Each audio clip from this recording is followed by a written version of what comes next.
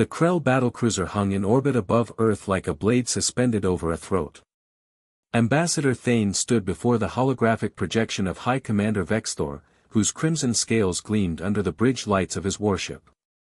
"You have 48 hours, Vexthor declared, his triple-forked tongue tasting the air.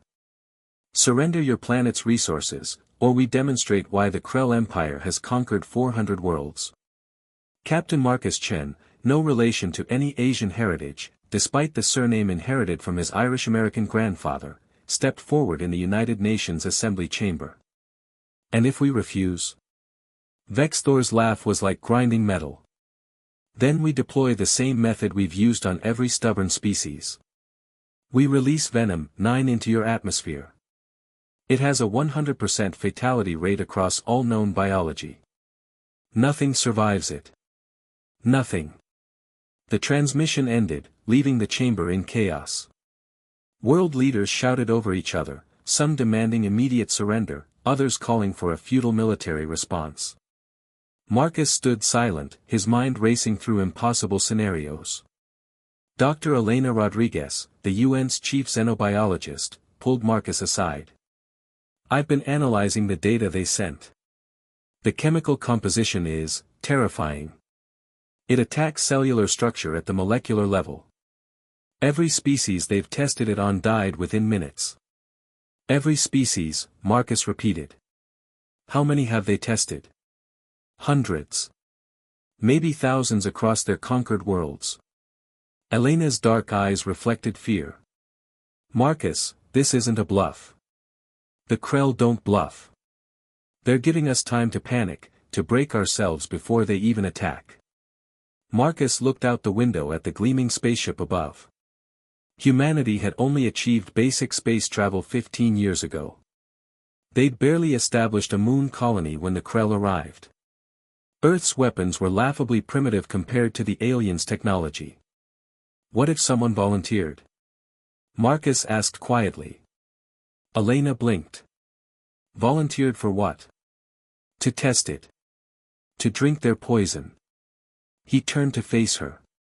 "They're so confident it's universal. But they've never tested it on a human. That's suicide, Marcus. You saw the reports." "I saw reports about alien biology. We're not like anything they've encountered."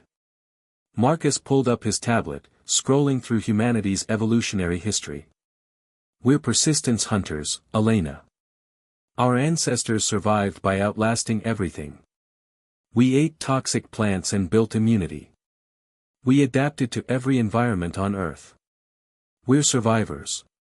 That's not the same as being immune to a universal bioweapon." "Maybe not." Marcus met her gaze steadily. "But we're out of options. If someone proves their weapon isn't perfect, we might buy time. Show them we're not like their other victims." Elena was silent for a long moment. Outside, the Krell ship drifted like a sleeping predator. Somewhere on that vessel, Vexthor was counting down the hours, confident in his inevitable victory. "You're thinking of volunteering yourself," Elena finally said. Marcus didn't deny it. In 48 hours, everyone he loved would be dead anyway. Unless someone took a chance on humanity's greatest strength, the stubborn refusal to give up, even when death was certain. The next 24 hours became a blur of medical examinations and frantic diplomatic negotiations. Marcus insisted on going through with his plan, despite protests from nearly everyone he knew. "You're insane," General Patricia Hayes slammed her fist on the conference table. "We should be evacuating what we can, preparing bunkers, not offering up a sacrifice to these lizard tyrants." "Bunkers won't save us from atmospheric dispersal," Marcus countered. "And there's nowhere to evacuate to. They control orbit. The moment we try to launch colony ships, they'll destroy them." Elena had spent the night analyzing human biology, searching for any advantage. "There are some interesting factors," she admitted reluctantly. "Human liver enzymes are remarkably diverse. Our cytochrome P450 system evolved to process thousands of plant toxins. We have redundant systems for breaking down poisons that most species don't. Most species aren't being targeted by a weapon specifically designed to kill everything, Hayes retorted. Most species don't drink alcohol for fun, Marcus shot back. Or eat peppers that evolved to stop mammals from eating them. Or build tolerance to snake venom.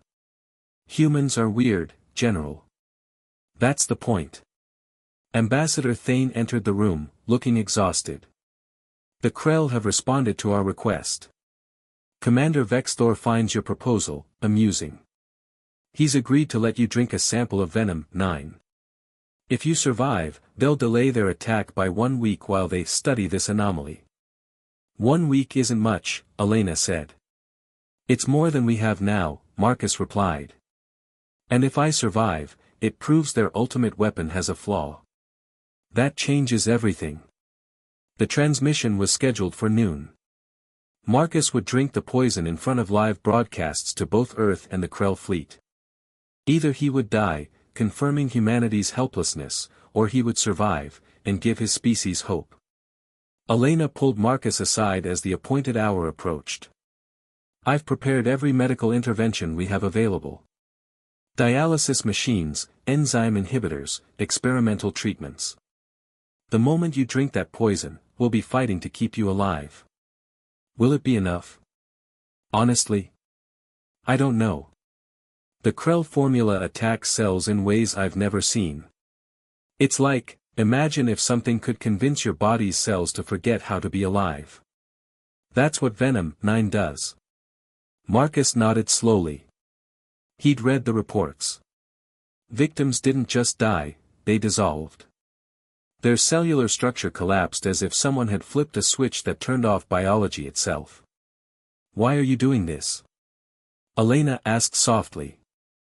Really? Marcus thought about his sister's kids, playing in their backyard without knowledge that alien ships filled the sky. He thought about coffee shops and thunderstorms and stupid viral videos.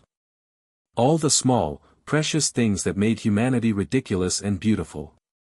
Because someone has to, he said simply. And because the Krell think they know everything. They've conquered hundreds of worlds, Elena.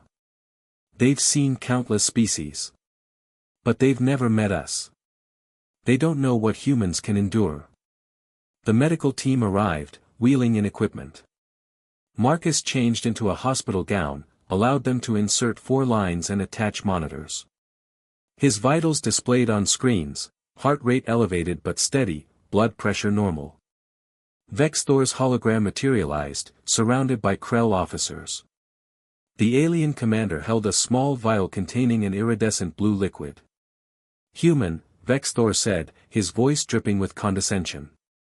You entertain us with your defiance. But this gesture is pointless. You will die, and your species will see there is no hope. Perhaps that will make your surrender swifter. Marcus took the vial. His hand trembled slightly. The liquid inside seemed to move on its own, swirling with patterns that hurt to watch too closely. Maybe, Marcus said. Or maybe you're about to learn why humans are the universe's most stubborn survivors. He raised the vial to his lips. The liquid touched Marcus's tongue, and his world exploded into sensation. It tasted like burning copper mixed with something fundamentally wrong, a flavor that shouldn't exist, that violated the basic rules of chemistry. The Venom 9 felt cold and hot simultaneously, sliding down his throat like liquid metal. For 3 seconds, nothing happened. Vexthor leaned forward in his hologram, eyes gleaming with anticipation. The assembled Krell officers watched with the detached interest of scientists observing a predictable experiment. Then Marcus's body reacted. Pain erupted in his stomach, spreading through his torso like wildfire. The monitors screamed as his vitals spiked erratically. His heart rate doubled, then tripled. Blood pressure plummeted. Elena shouted orders as the medical team swarmed around him. Cellular breakdown detected in the stomach lining, a technician called out. It's spreading to the intestinal tract. Start the enzyme inhibitors. Elena commanded. Get the dialysis running. Marcus convulsed, his muscles spasming beyond his control. He could feel it now, the poison working exactly as designed. It was teaching his cells to die, transmitting instructions for self-destruction from molecule to molecule. His stomach lining dissolved. Blood vessels began to rupture. Through the haze of agony, he heard Vexthor's laugh. 14 seconds. Faster than most. But the same result. Watch, humans. Watch your champion dissolve. But something strange was happening. Marcus's liver, working overtime, flooded his system with enzymes. His bone marrow kicked into emergency production, pumping out white blood cells at an unprecedented rate. His body recognized the invader and responded with the full fury of millions of years of evolutionary arms races against toxins. The Venom 9 attacked. Human biology fought back. Wait, one of the technicians said. His cellular breakdown is slowing. Elena stared at the readings, disbelieving. That's impossible. The enzyme markers should be. Marcus coughed, spattering blood on his gown. But he was still conscious. Still breathing. The monitors showed his vitals stabilizing, though at dangerous levels. The poison continued its assault, but his body had achieved something unprecedented, a stalemate. Status report. Elena demanded. Severe cellular damage to the gastrointestinal tract, but regeneration has begun. His immune system is, I've never seen anything like this. It's adapting in real time. His body is learning to counter the poison as it spreads. Vexthor's expression shifted from amusement to confusion. What is happening? The human should be dead. All his cells should have collapsed by now. Marcus managed to raise his head, looking directly at the Krell commander through pain-blurred vision. Humans, he gasped, are really good at processing poison. We've been doing it for millions of years. The medical data told an incredible story. While the Venom 9 destroyed cells on contact, Marcus's body was producing replacement cells faster than they could be killed. His liver enzymes, descendants of systems that evolved to break down plant alkaloids and animal venoms, were slowly, impossibly slowly, beginning to metabolize the alien compound. He's stabilizing, Elena whispered in awe. Marcus, your body is actually fighting it. Luck, Vexthor snapped. A temporary resistance. The poison will complete its work. No biological organism can sustain such cellular damage. But minutes passed, and Marcus remained alive. His body continued its desperate battle, regenerating tissue as fast as the poison destroyed it. The Venom 9 was devastating, but it had encountered something it wasn't designed for, a species whose evolutionary history was built on a foundation of ingesting toxic substances and surviving. After 30 minutes, Marcus's vitals began to genuinely improve. The poison's effectiveness was diminishing as his body learned to neutralize it. He wouldn't call his condition healthy, he felt like he'd been hit by a truck, but he was alive. And conscious enough to see the absolute shock on every Krell face in the hologram. Impossible, Vexthor breathed. The first hour after drinking the Venom 9 was hell. The second hour was merely excruciating. By the third hour, Marcus could almost think clearly again, though his body felt like it had been dissolved and reassembled incorrectly. Elena hovered over him, monitoring every data point. Your liver enzyme levels are still astronomical. Your immune system is in overdrive. By all rights, you should be dead 10 times over. How encouraging, Marcus croaked. His throat felt raw, as if he'd swallowed acid, which wasn't far from the truth. The global response was immediate and electric. News of a human surviving the unsurvivable poison spread across Earth within minutes. Panic transformed into something humanity rarely experienced collectively, hope. But the Krell were not celebrating. Vexthor called an emergency transmission 6 hours after the test. His crimson scales seemed darker, his eyes colder. The human lives due to a biological anomaly. This changes nothing. Venom 9 still killed 90% of his cellular tissue. He survives only through primitive regeneration. We will deploy it as planned. Will you? Marcus interrupted. He'd insisted on being present for this call, despite Elena's medical objections. Because your empire's reputation is built on one principle: overwhelming, inevitable force. But I survived. That means your ultimate weapon isn't ultimate anymore. One human proves that resistance is possible. That your Venom 9 can be countered. Marcus pulled himself upright, ignoring the protests from his battered body. How many of your conquered species knew that before they surrendered? Did you tell them that somewhere in the universe, there might be biology that could fight back? The Krell commander's silence spoke volumes. Ambassador Thane stepped forward. Commander Vexthor, the terms have changed. You offered us 1 week if Captain Marcus survived. We're claiming that week. And during that time, I suggest your scientists study exactly how human biology defeated your weapon, because that information will spread across the galaxy whether you like it or not. Are you threatening us? I'm stating facts. You've built an empire on fear of the inevitable. But we just proved your ultimate weapon isn't inevitable. That's not a threat, it's a fundamental shift in the equation. Over the next 3 days, something unprecedented occurred. The Krell requested medical data on human biology. Elena led the team that compiled the information, carefully highlighting humanity's unique evolutionary adaptations. They're terrified, she told Marcus during one of his recovery sessions. Not of us specifically, but of what we represent. Their entire strategic doctrine assumes complete biological superiority. If one species can resist Venom 9, others might too. Can they improve the formula? Marcus asked. Make it work on humans? Probably. But that's not the point anymore. Elena pulled up star charts showing the Krell Empire's territory.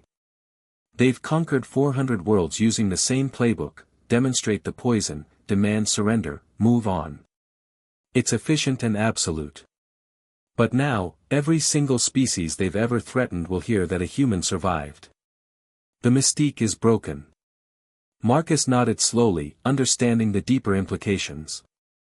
The Krell Empire wasn't just about military might, it was about psychological dominance. The belief that resistance was futile. General Hayes entered the medical bay, her expression grim but thoughtful. We're getting communications from other species in Krell territory. Subtle, encrypted messages. Worlds that surrendered decades ago, asking if the reports are true. If humanity really survived. What are you telling them? Marcus asked. The truth. That one human drank their poison and lived. That the Krell's ultimate weapon has a weakness. Hayes met his gaze. You've started something, Captain. I'm not sure what yet, but it's bigger than just buying Earth time. On the 7th day, Vexthor made his final transmission. The Krell Empire acknowledges that human biology presents unique challenges to standard deployment of Venom 9. We will delay our integration of Earth into the Empire while we study this phenomenon further. How long? Thane demanded. 5 years. Standard galactic cycles. The chamber erupted in shocked voices. 5 years wasn't forever, but it was time to prepare, time to develop countermeasures, time to grow stronger. And in exchange? Thane asked, knowing there had to be conditions. You will share all data regarding human resistance to biological agents. And Vexthor paused, as if the words pained him. You will not disseminate information about this incident to other species under Krell authority. Marcus laughed, the sound rough but genuine. You're afraid of a rebellion. We are being cautious. Despite the agreement, information had a way of spreading, especially information that powerful beings wanted suppressed. Within 2 months of Marcus's survival, encrypted messages flowed throughout Krell-controlled space. Conquered species whispered to each other through quantum channels and hidden relay stations, a human survived the poison. Earth used its 5-year reprieve frantically. The UN established the Terran Defense Initiative, pooling global resources into three priorities: weapons development, space fleet construction, and most importantly, biological research. Elena led the Xenobiology division, where hundreds of scientists studied the Venom 9 sample and Marcus's biological responses.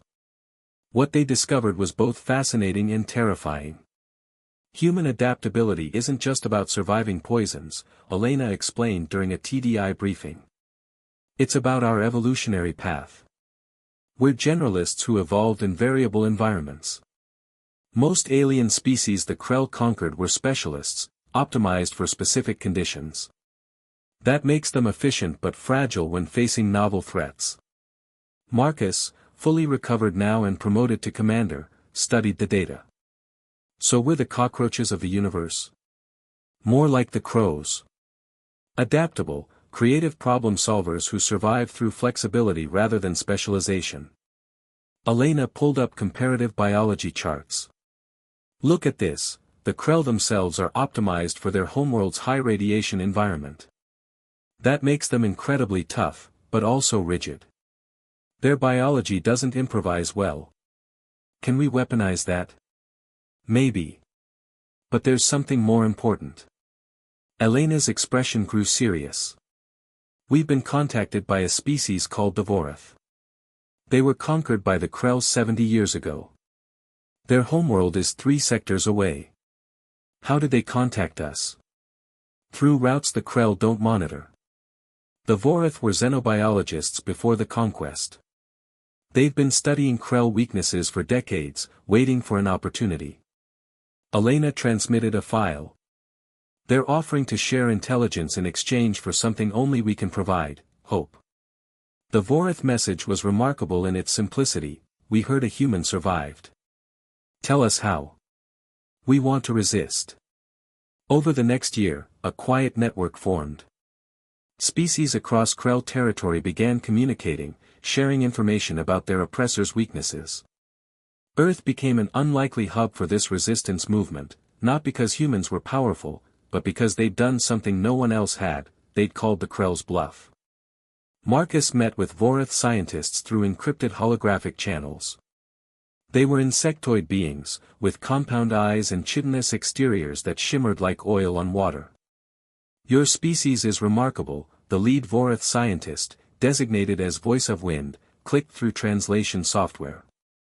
Not because you survived the poison, though that is extraordinary. But because you chose to face it. The Krell rely on species surrendering before testing their weapons. You refused to follow the script. We were desperate, Marcus admitted. Desperation with courage is how revolutions begin. Voice of Wind transmitted schematics. The Krell military operates on predictable patterns. They have conquered so many worlds that they've become complacent. Every battle follows the same formula: shock, awe, inevitable victory. They haven't fought a true war in 3 generations. You're saying they're vulnerable. I'm saying they're experienced at subjugation, not combat. There's a difference. The Vorath scientists' mandibles clicked thoughtfully. But we cannot fight them alone. No single species can. The Krell's true power isn't their weapons, it's the isolation they enforce. They conquer worlds one at a time, preventing alliances. Marcus understood. You want to change that. We want what your species has proven possible: unified resistance. But it requires coordination, resources, and most of all, belief that victory is achievable. On Earth, the military buildup continued. Humanity reverse-engineered captured Krell technology, slowly closing the technological gap. But technology alone wouldn't win this fight. General Hayes assembled her senior staff, including Marcus and Elena. Intelligence suggests the Krell are planning something. Their fleet movements have changed. They're consolidating forces. Response to the resistance network? Elena asked. Possibly. Or preparation for a renewed assault on Earth once the 5 years are up. Hayes pulled up tactical displays. We have 3 years left. We need to be ready for whatever they're planning. Marcus studied the star charts, noting Krell fleet positions. They're spreading thinner. All these conquered worlds, and now they're worried about rebellions. They can't be strong everywhere at once. Which means we've already won the first battle. We've made them afraid. Marcus highlighted Earth's position. The Krell thought conquering us would be like all their other victories, quick, clean, inevitable. Instead, we've become a symbol of resistance. That's more dangerous to their empire than any weapon. But in the depths of space, aboard his flagship, Commander Vextor was reaching the same conclusion. And he was preparing a response that would remind the galaxy why the Krell Empire had endured for millennia. 2 years after Marcus drank the poison, the Krell made their move, but not against Earth. The Vorith homeworld was hit first.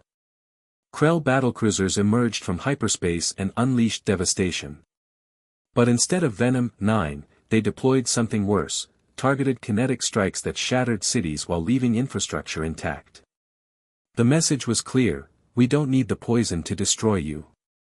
3 million Vorith dead in the first hour, Elena reported, her voice hollow. Vextor is broadcasting the assault across all channels. He wants everyone to see what happens to species that communicate with humans.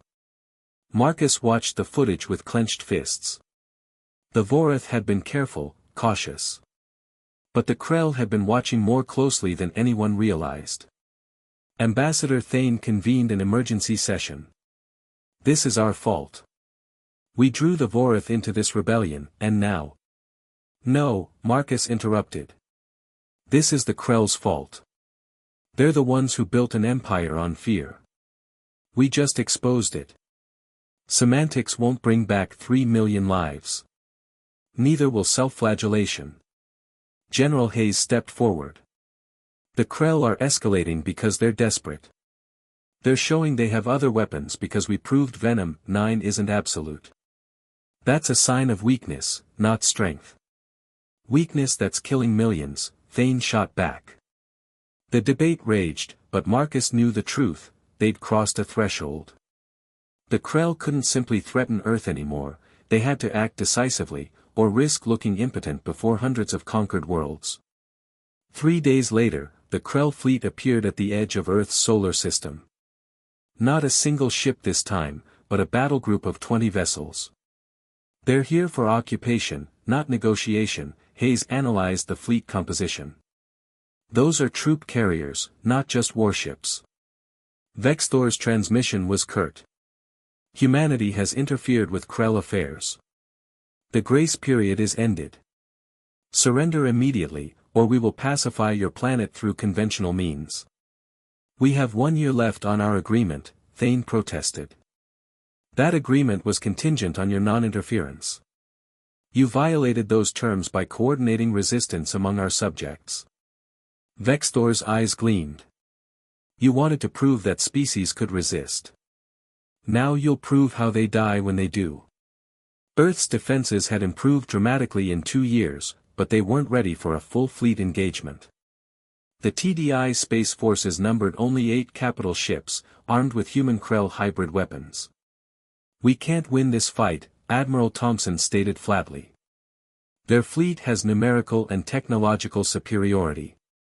Then we don't fight it, Marcus said quietly. All eyes turned to him. Not directly.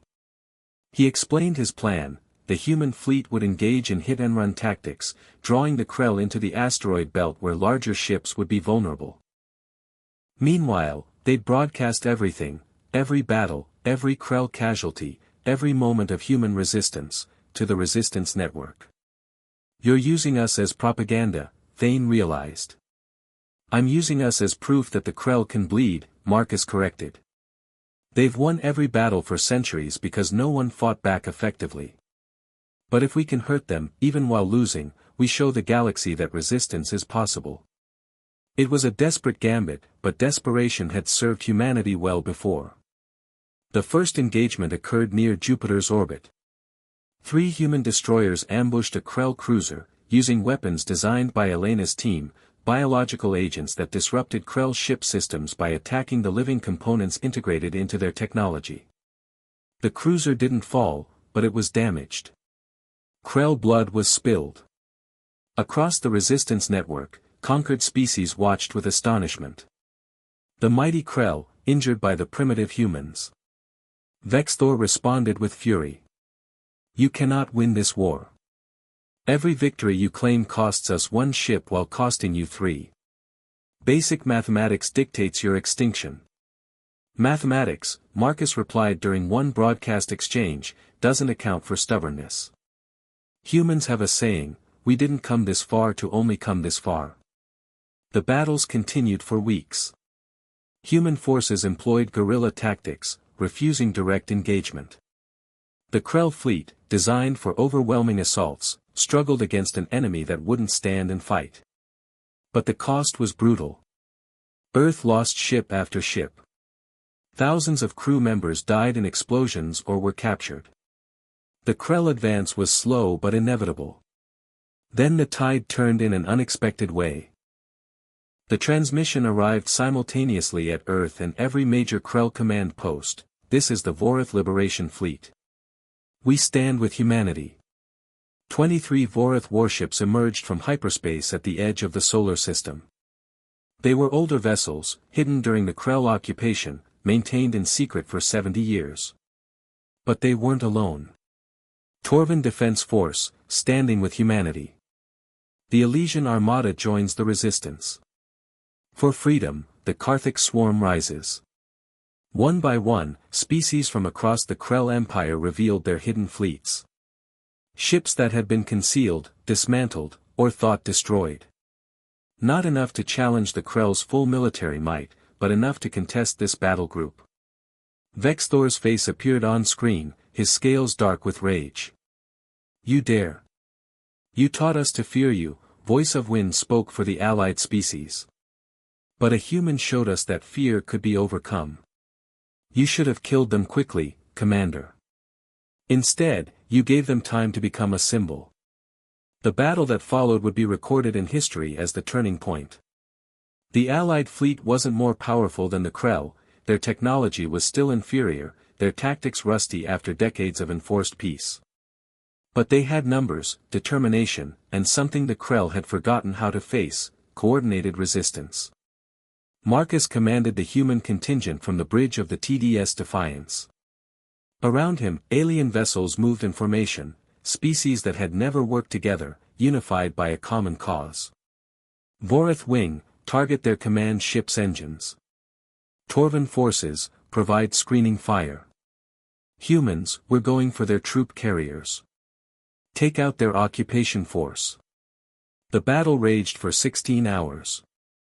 Ships on both sides fell, bleeding atmosphere and crew into the void. The Krell fought with practiced efficiency, but they were outnumbered for the first time in living memory. And something else was happening, they were afraid. Elena, monitoring communications from Earth's command center, detected it in their tactical chatter. The Krell commanders are requesting reinforcements.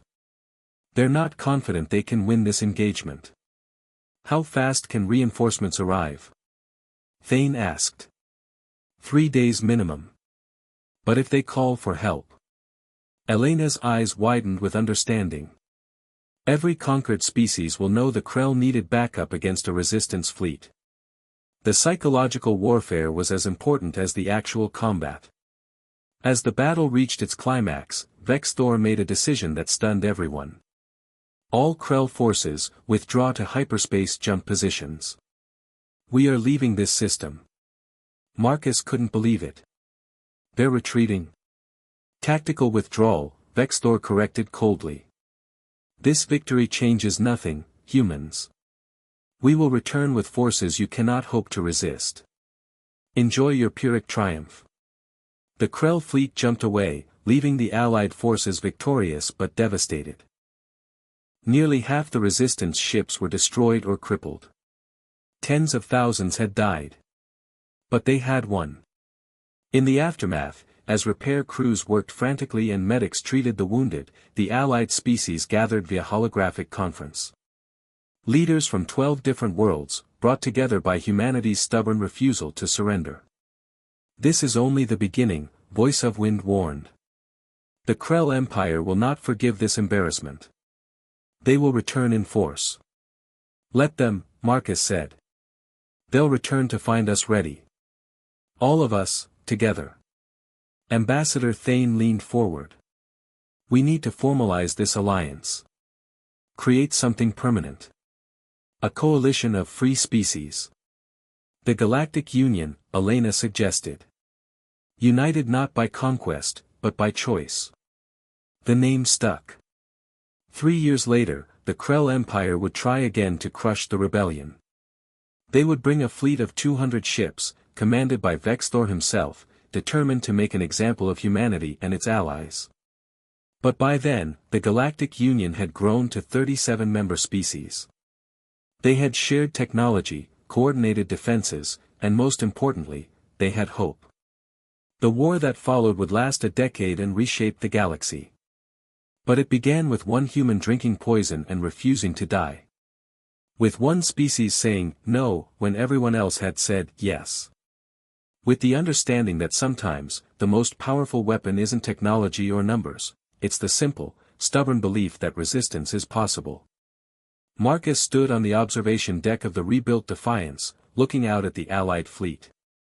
Vorith's ships sailed alongside human vessels, with Torvin and Elysian cruisers forming the outer perimeter. Species that had once been isolated victims, now a unified force. Do you think we can actually win? Elena asked, joining him. Marcus thought about that moment, 3 years ago, when he'd raised a vial of poison to his lips. When death had seemed certain, but surrender had been unthinkable. I think, he said finally, that the Krell spent centuries teaching the galaxy that resistance was futile. But they forgot something important: sometimes, all it takes is one person to prove that everyone else was wrong. One person to say no and survive. After that, anything is possible. In the depths of space, Vexthor was marshalling his forces, preparing for the war to come. But for the first time in his long military career, he felt something unfamiliar. Doubt. The humans had survived his poison. Then they'd survived his fleet. Now they'd built an alliance. And with every victory, no matter how small, the legend grew. The invincible Krell Empire had met an enemy that refused to acknowledge it was beaten. And in that refusal, in that human stubbornness, lay the seed of something that would change the galaxy forever. The age of Krell dominance was ending. The age of the Galactic Union was beginning. And it had all started with a single human drinking poison and refusing to die.